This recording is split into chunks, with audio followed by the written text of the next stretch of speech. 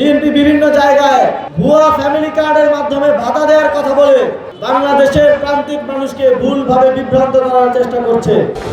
BNP বিভিন্ন জায়গায় ভুয়া ফ্যামিলি কার্ডের মাধ্যমে ভাতা দেওয়ার কথা বলে বাংলাদেশের প্রান্তিক মানুষকে ভুলভাবে বিভ্রান্ত করার চেষ্টা করছে।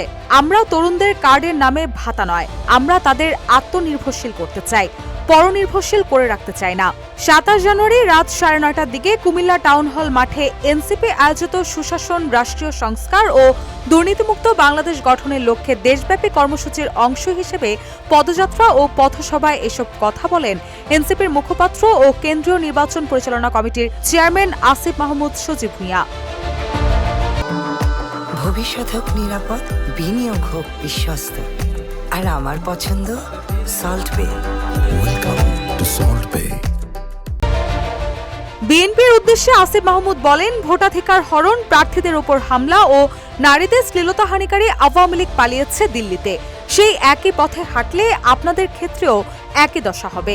এমনকি আগামী নির্বাচনে ভূমিধস পরাজয় বরণ করতে হবে আপনাদের।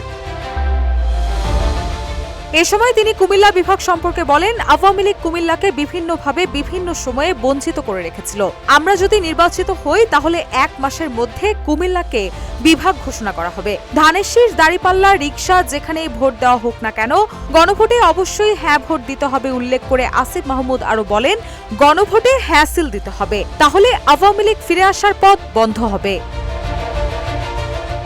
এছাড়াও পথসভায় নাসিরউদ্দিন পাটোয়ারীর ওপর হামলার প্রসঙ্গ টেনে আসিফ মাহমুদ বলেন, আজ দেখলাম পুরনো কায়দায় নাসিরউদ্দিন পাটোয়ারীর ওপর ছাত্রদল সন্ত্রাসীরা হামলা করেছে।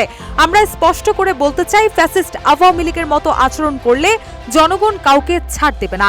এদিকে বক্তব্য শেষে তিনি কুমিল্লা 6 আসনে জামায়াত প্রার্থী কাজেদ্দিন মাহমুদ ও কুমিল্লা 8 মনোনীত প্রার্থী শফিকুল আলম হেলালের হাতে দাঁড়িপাল্লা প্রতীক তুলে দেন। রুশা সুর, নিউজ ডেস্ক, ইত্তেফাক।